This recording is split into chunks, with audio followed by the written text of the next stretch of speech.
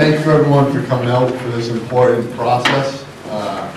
For those of you who don't know why we're specifically here, in 2018, the summer of 2018, the town of Scituate undertook a coastal assessment where they asked residents, businesses, civic organizations, and town leadership how they feel about being a coastal community. What are the risks? What are the opportunities? What are the strengths? The town of Scituate specifically supported this effort as a way to engage the community, to try to learn more about how the community feels, to try to get the community better prepared to make decisions in coastal issues. So I want to thank everybody who's been interviewed as a part of this process. All your input is greatly appreciated. I'm going to be working closely with the Coastal Advisory Commission moving forward to try and implement the recommendations that have come from this process. I want to thank Carrie from the Consensus Building Institute. She led this process. She was the one that conducted the interview. She's the one that put this report together. I did just mention that I'm going to be working with the Coastal Advisory Commission. So I'm going to introduce Louise, who's the chair of the commission. She's going to get up here and say a few words.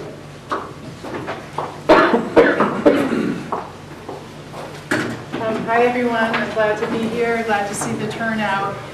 We had a very successful first meeting of the season where we went over this report, and I don't want to steal Carrie's thunder, but we've already taken up 2 of the executive summary recommendations and started a plan to implement them, and they are around education to the public on what's being done in the community and what has been done for the last few years, as well as getting a lot more input and having neighborhood meetings. But I'll let Carrie talk about all of that, but I'm just glad to hear and glad to be a part of this.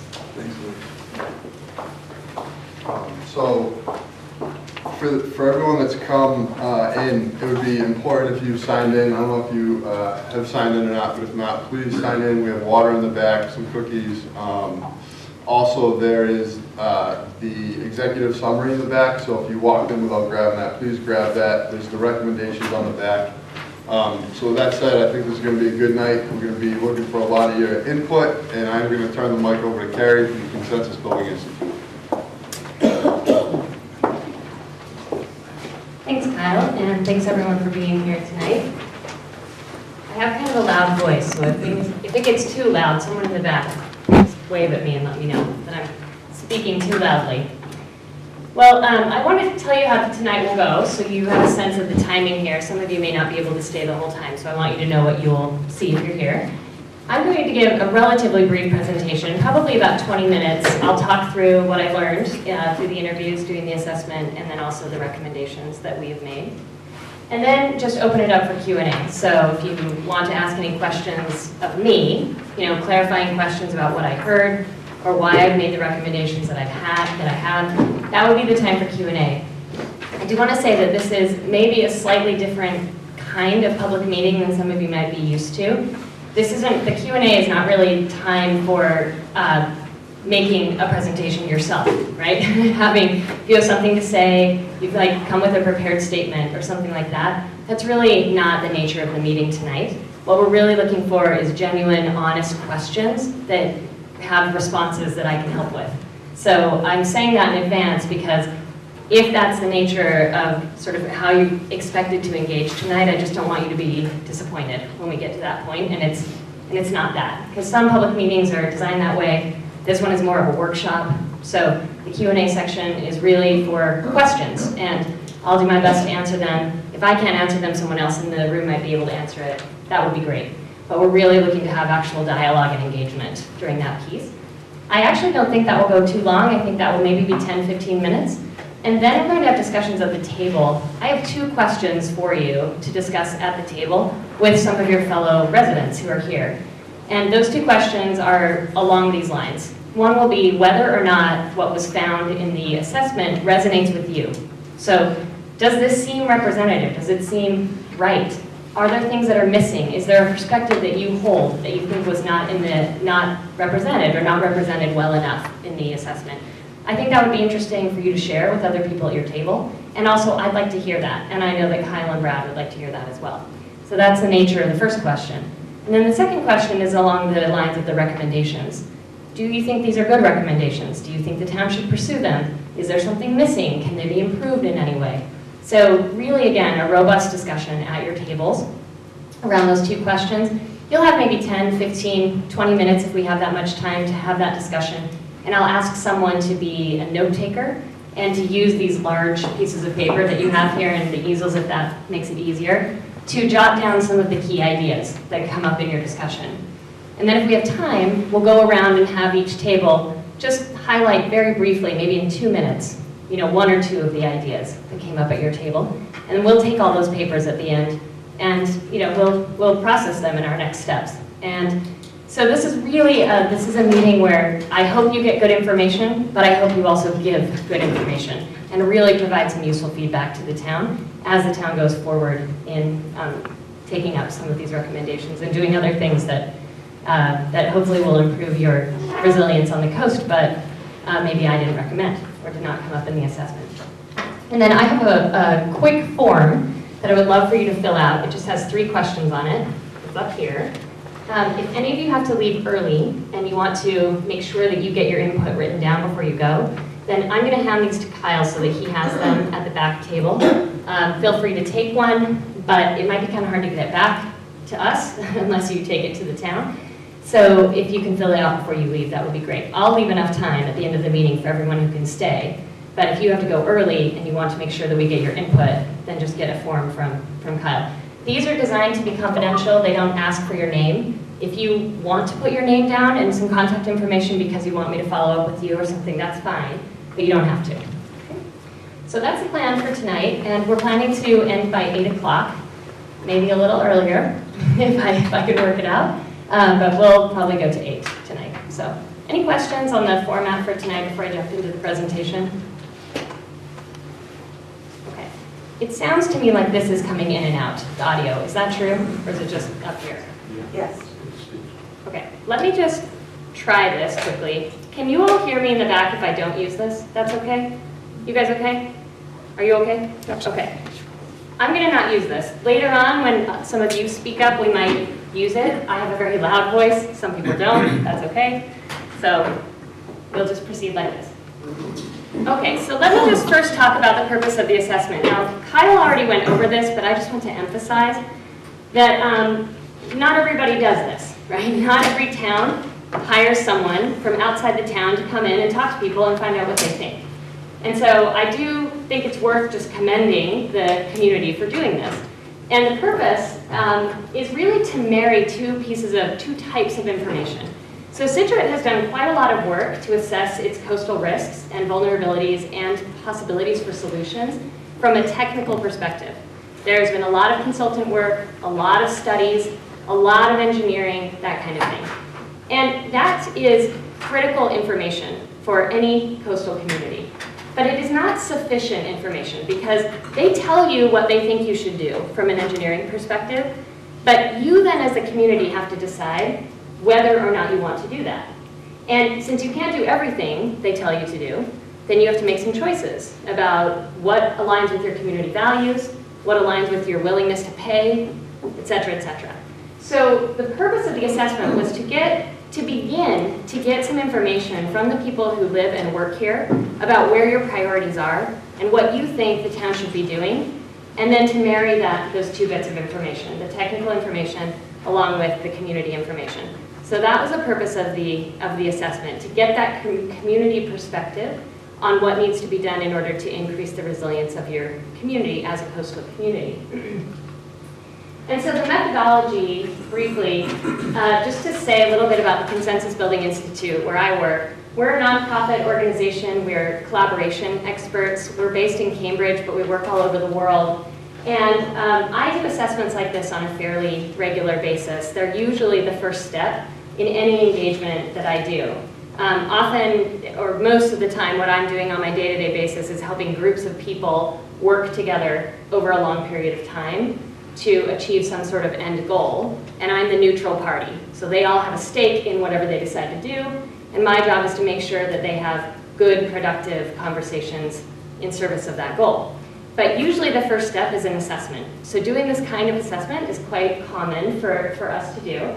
And this one in particular was funded by the town of Scituate, put some money in, and then the Lincoln Institute of Land Policy, which is another nonprofit, also was in partnership with us. And then EPA's Conflict Prevention and Resolution Center also helped fund this endeavor. And we're lucky tonight because Cynthia Green from EPA is here, so Cynthia's at the back there. And thank you, Cynthia, for coming. As you can imagine, Cynthia is just fresh back at work and came tonight, so thanks, Cynthia, I really appreciate it. So the methodology of the assessment is, first of all, I review a bunch of information. I read most of the reports that have been done, all those technical reports that I described a moment ago. I reviewed most of those. I read a bunch of blog posts, news articles. I sort of got my head around what people are saying in the community and also what information the community already has. And then I conducted interviews. I worked with the town to figure out who to interview. It's never perfect, but we do our best to try to get a full range of perspectives. So what I ask from the communities I work with is try to think about sort of the extremes of views on any given topic, and let's get those folks, and then let's work our way to sort of people who have more of a neutral view. Let's try to get that whole range. Because I'm not, in my assessment, trying to get one view, or even two views, I'm trying to get the range of views. So in these interviews, I tried to get the broadest extent that I possibly could with the time and the money that we had. And in the full report, which is available, I think, on the website, is that right, Kyle? It's on the town's website, or maybe it will be. In any case, you can get the full report from us, and it has a list of all the people that I interviewed. Now, the interviews are conducted confidentially, which means that while the findings try to reflect what people tell me, they're not attributed to anyone in particular. So I try to synthesize what I hear and to protect the confidentiality of those that I speak with. That's important, of course, because people are more candid if they know that they're speaking with someone who will keep confidence with what they have to share. The assessment is divided into two sections, and these two sections are quite different, so it's very important to understand this when you're reading the assessment. The first section is the findings, and the findings, that is the largest section. Of course, that's sort of the whole point of the assessment, is to convey what I heard in the interviews, but I try to convey it with as little bias as I possibly can. I am not trying to insert my own views at all into the findings. What I'm trying to do is convey what I heard from everybody else in their voice to the extent possible without betraying confidentiality. So the findings are a summary of what I heard in the interviews. And then the last piece, the recommendations, is my opinion, right? Having heard all of this, having worked in other communities doing this kind of resilience work, these are my recommendations based on the work that I did. So I'm going to go through the findings first. I want to be very clear again that the findings are a summary of what I heard from other people, the people that I interviewed who live and work here. And then the recommendations are my recommendations about what I think you might do going forward based on what I heard. So let me jump into the findings. Now, I hope all of you have the executive summary. I'm going to give a tad bit more detail on the findings than what you have in your executive summary, but everything I'm about to say is found in the full report. So if you are curious about hearing more about anything that I say, then you can read the full report. It's not too long, but it's not too short either. It's about 20 pages, so it takes a bit of time to read it, but I'll try to capture the best that I can. So there are sort of 5 categories of findings, and I'm going to go through it category by category. So the first category is community values and culture. It was really nice to do this assessment in terms of hearing people talk about Scituate.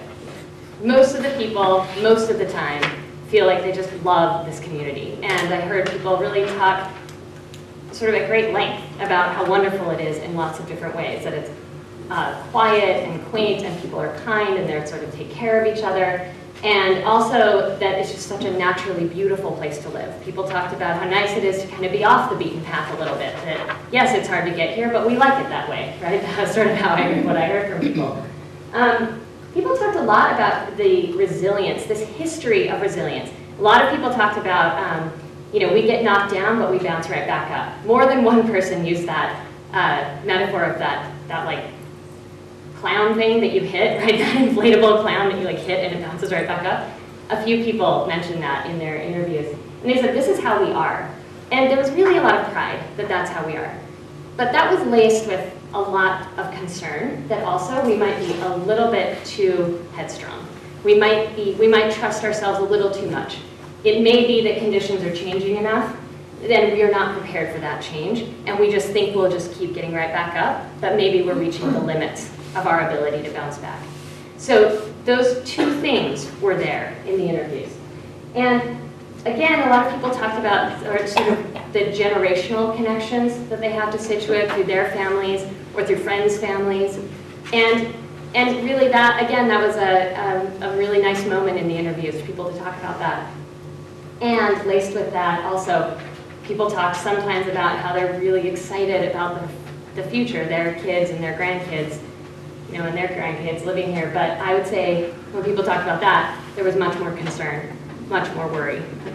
Some people feeling really sort of at the more extreme end, kind of this devastating feeling of loss that they just don't think that Scituate will be the same or may not even be here for their children and grandchildren to enjoy. And I will say that I think it's important to know that I noted differences, although I did not interview enough people to say this definitively, but I did notice some differences in the way people talked about the coast based on where they lived. So people who lived inland seemed to think that there were sort of easier solutions for the coast, and the people who lived on the coast or worked right on the coast really felt that it was much more complex and that the solutions are much harder to really discover than just sort of simple fixes, which I don't think is a surprise. I think that's pretty common no matter where you would go. So that's a little about the community values and culture. If you have questions as we go along, please jot them down. As I said, there will be Q&A after I'm done with the presentation, but I don't want you to lose or forget your questions, so please jot them down if you want me to clarify or add any detail. So going on to this topic around planning for Scituate's future. So a lot of people said that they really want to see a comprehensive, really strategic, well thought out, long-term plan for the coast. This was probably the strongest finding of the assessment, just this incredible demand that people have to see that there is some sense of where we're headed and how we're going to get there.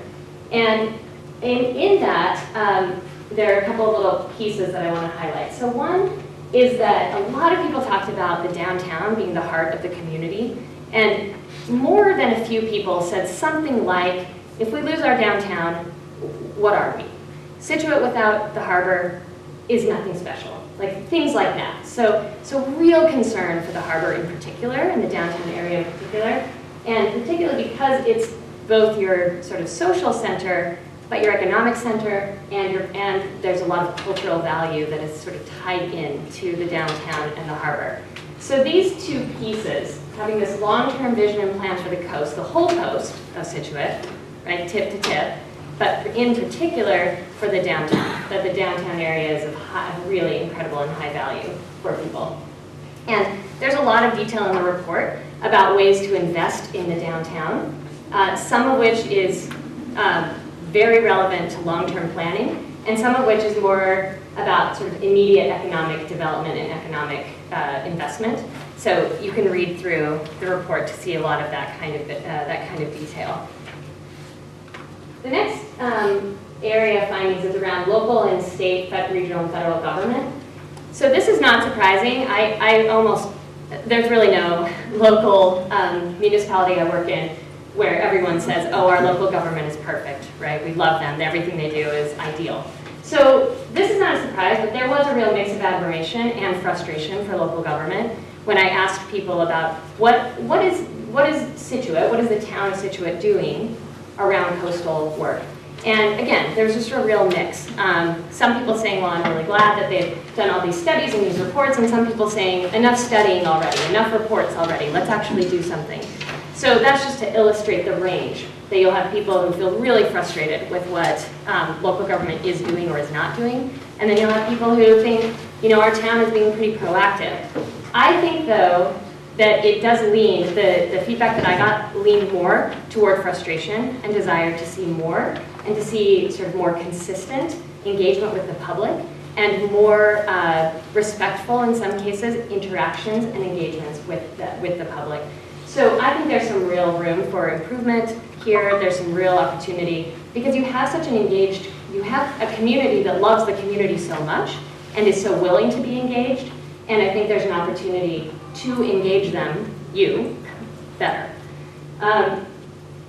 Also, I think on the regional, state, and federal government side, there are some very specific ideas here in the report, but just in general, I would say that the folks that I interviewed in the town feel that the town could use more attention from state, federal, and even regional entities, that your problems are potentially beyond the capacity of your one municipality to solve. And in fact, that the challenges that you have on the coast are really linked and directly connected with the challenges that your neighbors have to the north and south of you. So some things you really can't solve on your own, so you need the help of some regional entities to get them. So that's the feedback on the local, federal, and state government folks. There's a whole category in the assessment of feedback on coastal policies and practices.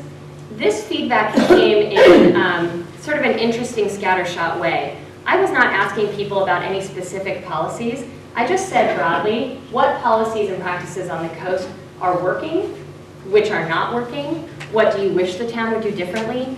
And so the way this is listed in the assessment is just in bullet form, because there wasn't really, we were not asking people to assess any particular policy or any particular practice. So I just want to give you a few examples in each of these categories around some of the things that people said, but there's really quite a nice and robust list in the assessment. So on how to approach coastal issues, I'll just highlight a couple of here. Some people said coastal issues do not exist in a bubble. They're related to other problems we have, like brown water, new development, septic and sewer issues, aging infrastructure. We do a disservice if we try to manage them in silos. So let's think holistically about these challenges. Another example is if we decide to try something and it's not working, for example, a beach restoration project, we need to move on earlier and give resources to projects and people who are ready for them, basically. So these are just examples of approaches that people said, we just need to approach this differently. As I say, there are more examples and they're different than the two that I just gave. I'm just giving a few highlights. On revenue and costs, a couple of interesting bits of feedback. So a few people said, there are only so many ways to have local revenue. We can raise taxes, or we can spend less, or we can grow. And so this particular person giving this particular bit of advice said, we need to grow. I don't want to raise taxes and I don't want to spend less, so I need to grow. We need to grow, and I think that we should focus on bringing new development into areas of town that are ripe for it, which will give us resources to address some of the issues on the coast. So that's one person's idea. Actually, that was a few people said something like that or something near it. There were a couple of people who said, there was one person who said, as an inland resident, that this person really does care about the coast. It's a big part of the reason why this person lives here, and this person is willing to pay to make sure that the coast is protected and is taken care of. So this person, I think, was trying to counteract a stereotype that the inland residents don't care about or don't want to fund anything on the coast. So again, just two examples that came in on the revenue and costs piece. On land use, let me just give you one example here, that one person said, or actually this wasn't one person, this is sort of an amalgamation of several people said, the real issue on our coast is overdevelopment, that what we need to focus on is rezoning, downsizing, that kind of thing on the coast. And this, as in other parts of the assessment, is where people started talking about managed retreat as an option, which I'm going to talk about a little bit later, because it came up very specifically in a lot of interviews.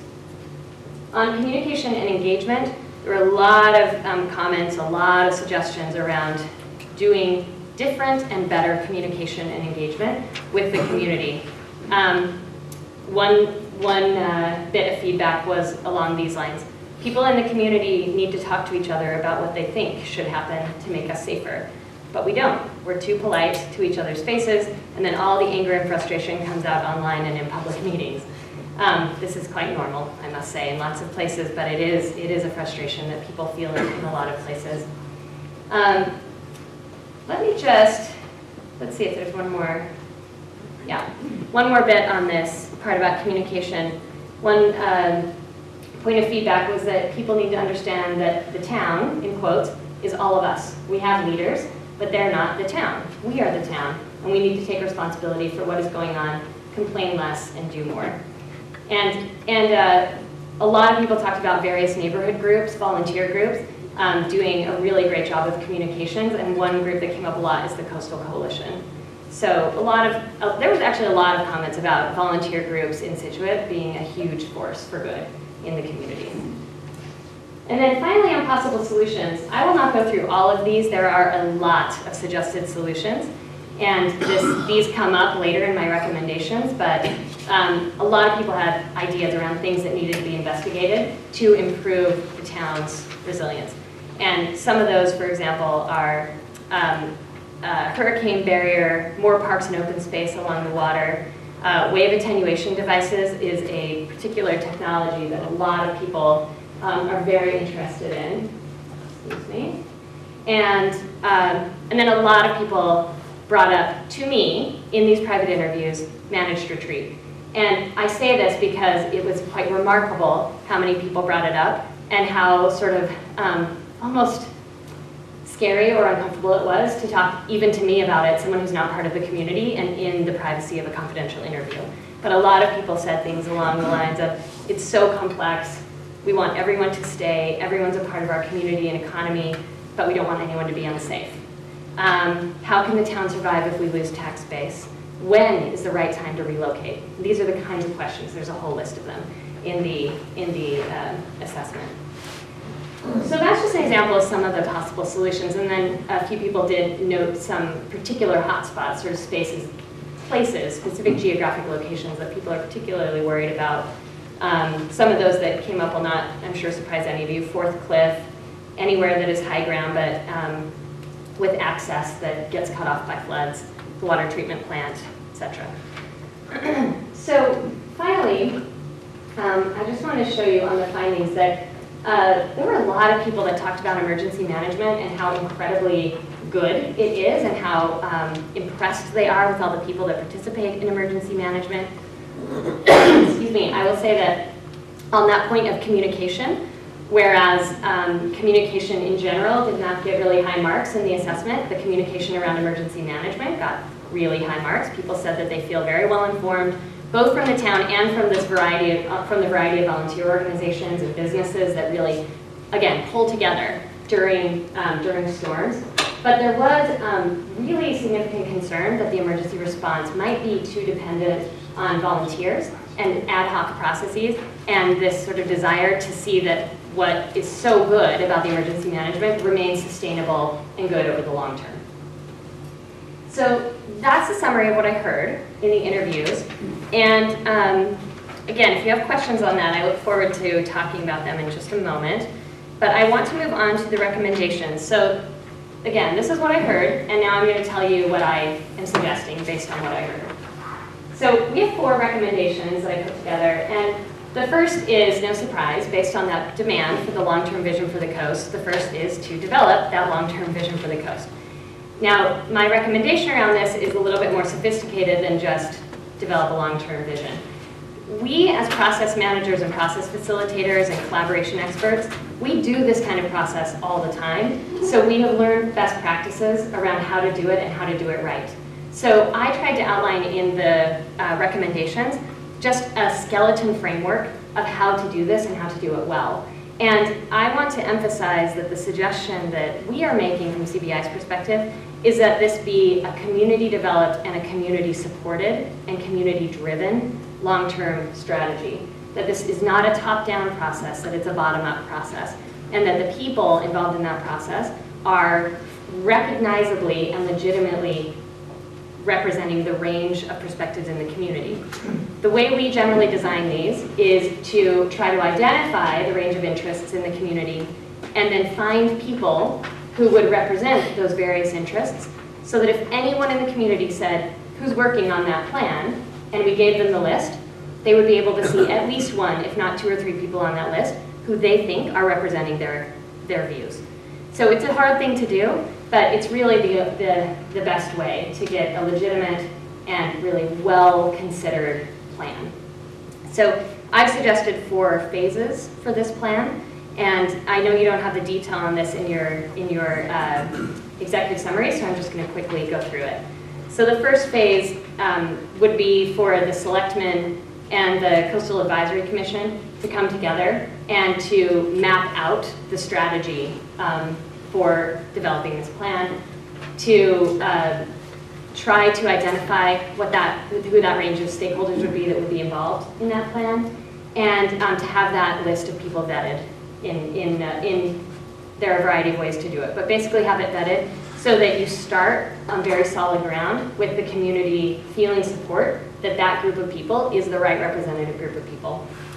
And then the second phase would be for that group to start working, and that their first job would be to become familiar with all the work that has already happened in Scituate. So what do you already know about your risks? What suggestions have already been made by experts who have looked at your risks and vulnerabilities?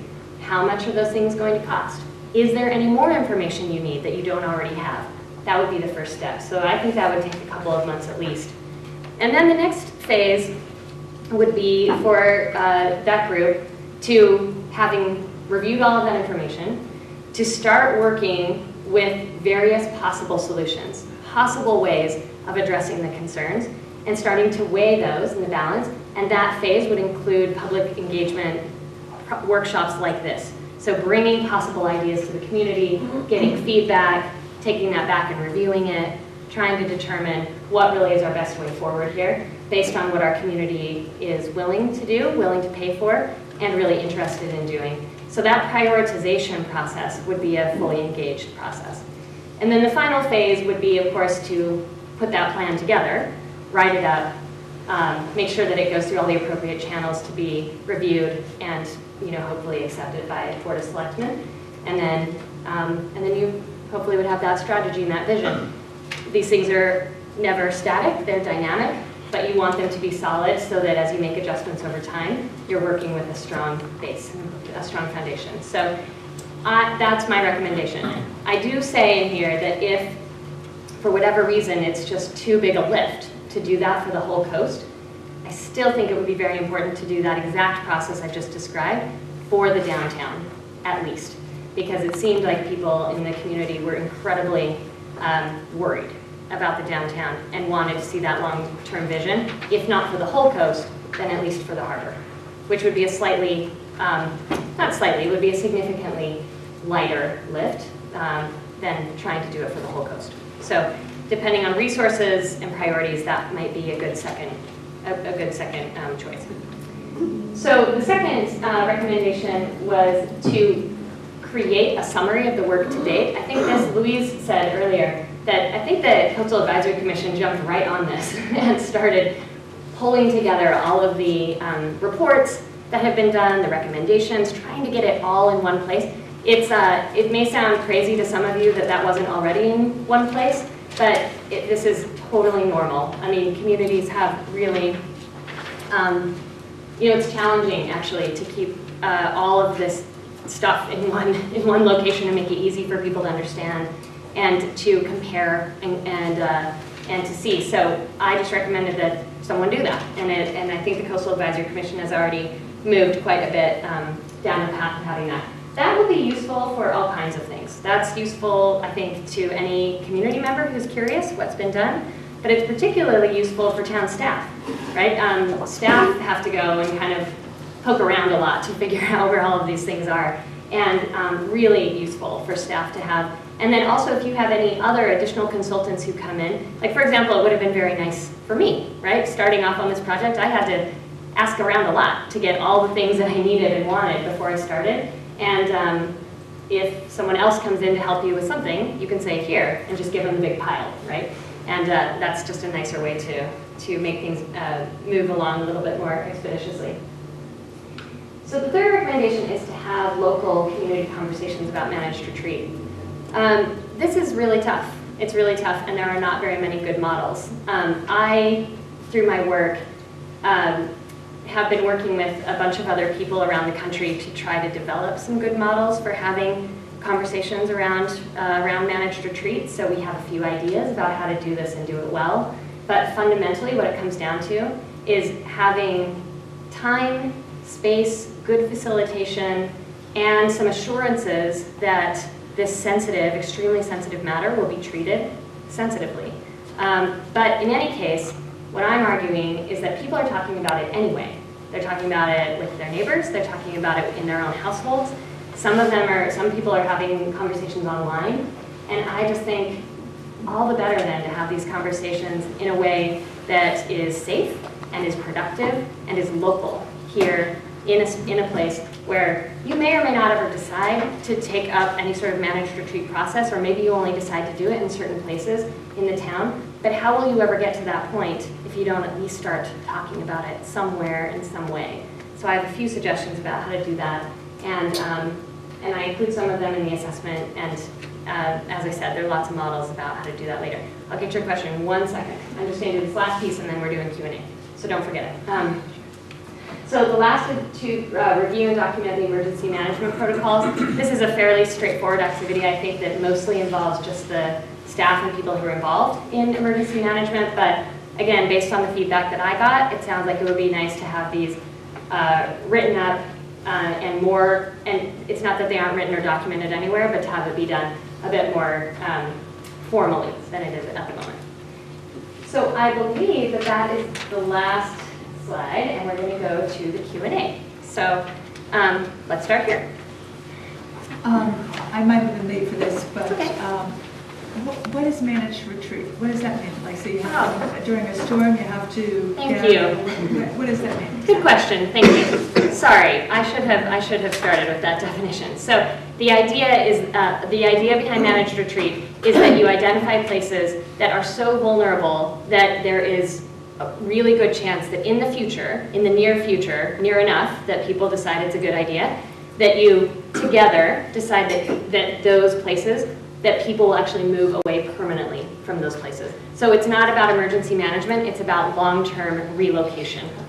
And so a lot of communities are thinking about where might folks who are in more vulnerable places, whether it's coastal or along rivers that flood, where might they relocate within the community? A lot of communities are having that conversation, particularly in Florida. Florida and Louisiana are doing a lot of work on managed retreat because they have so many places that where people are getting flooded, not just year after year, but week after week or day after day.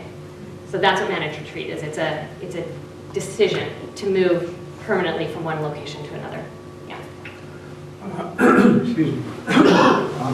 My name's Fred. It was unexpected.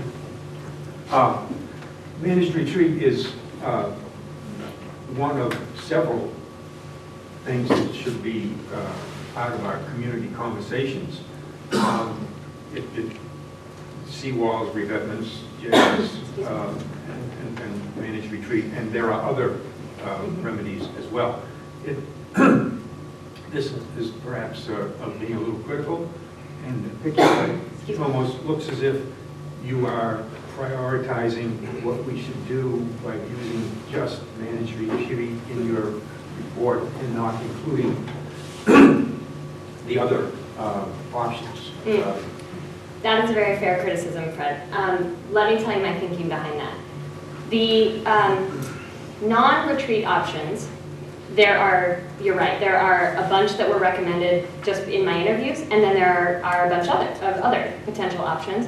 And I think that long-term strategy, this right here, the long-term vision, the whole purpose of the long-term vision would be to evaluate a whole range of options about what the town should do. So I would expect that in a long-term visioning and strategy process, that group would identify a whole bunch of different solutions in different places. So they would say, in this neighborhood, we would recommend rebuilding or even a new seawall. In this area, we would recommend wave attenuation devices.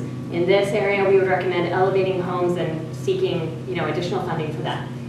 In this area, we might recommend managed retreat, for example. But all of those other things that I just mentioned have quite a lot of conversation going on around them already. There's a lot of information and data about how to evaluate some of those things. If it's not there now, it can be done, and it's not as controversial to get that information. The reason I'm suggesting that conversations about managed retreat are unique, and I'm suggesting that they happen in addition to that long-term visioning process, is that I do not think that this process right here is sufficient to fully consider this option. I think this is sufficient for considering all other options, but managed retreat is so complicated, so sensitive, and so permanent that I think that you need additional dialogue around it in order to feed into any larger process. It's just such a different option than all the other options.